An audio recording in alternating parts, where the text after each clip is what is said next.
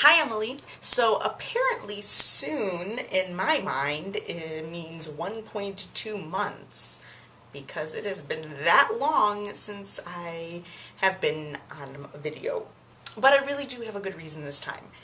I have had a crazily, demandingly, ridiculously busy term. I'm using this as like my study break between the past week of studying and then this weekend that is going to be paper writing slash reading filled. You asked me, well, kind of asked me, really didn't ask me, just kind of said to keep you up to date about my classes. But I am going to talk about one class that kind of sounds terrifying when I tell you the name of it.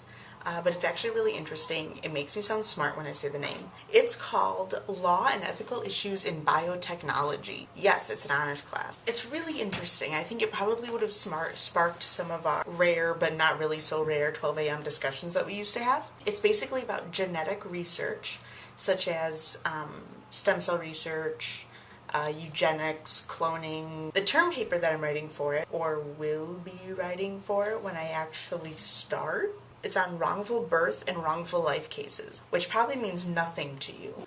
I will be looking at wrongful birth legal cases where parents have sued doctors for not giving a thorough enough ultrasound to notice birth and genetic defects that had the doctors actually done something about it, told the parents about it, the parents would have chosen to abort the child. And then wrongful life cases are kind of the same thing, except it's the child who was born who is suing the parents for knowing that these defects were going to occur and not aborting, based on the idea that no life would be better than the life that they're currently living with the disability. It's really interesting, super controversial, and a lot of thinking for an 8 a.m., but I think that's okay, because then it gets me revved up for my 10 a.m.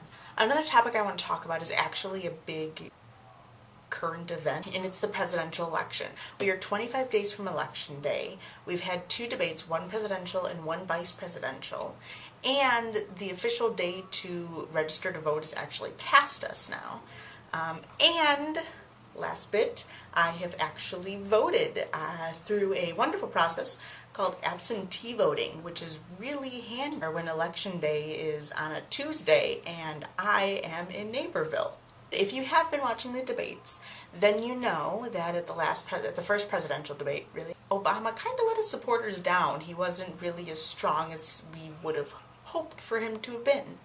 And Romney kind of ran with that.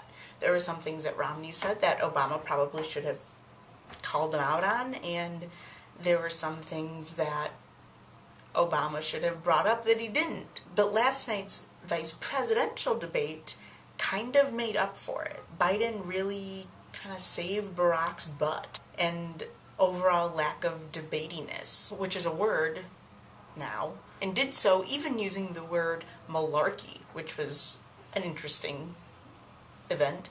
Vice presidential-elect Paul Ryan actually did pretty well too. It seemed like a real debate. They were kind of going at each other. Overall, I think it was successful, even though it really doesn't matter in the overall scheme of things. There were a couple of things that were brought up in the vice presidential debate that I thought was really interesting. Some things that weren't talked about in the presidential debate.